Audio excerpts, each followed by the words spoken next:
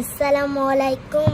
আজকে আমি আপনাদের সাথে একটা গল্প শোনাবো, যার নাম লোভ ধ্বংসের মূল। সো শুরু করা যাক। এক দেশে এক রাজা থাকতো, তার নাম তোপি।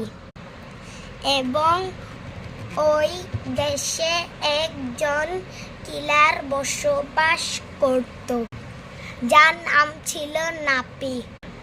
ওই কিলারটার সব সময় রাজাকে মারার চেষ্টা করত, কিন্তু পারত না। রাজার কিছু পালিত কুকুর ছিল, যারা খুবই হিংস্র ছিল। তারা ছিল পার্সিয়ান কুকুর, যারা ছিল অত্যন্ত হিংস্র, মানুষ খেত।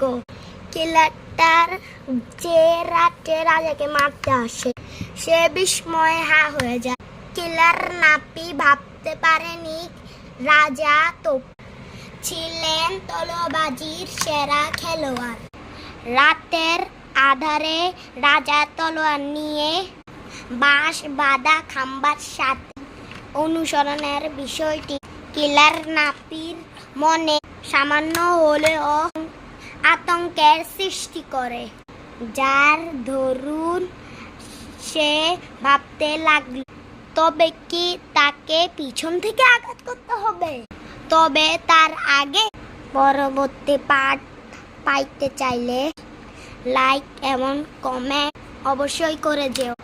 ওকে, বাই বাই, আসসালামু আলাইকুম।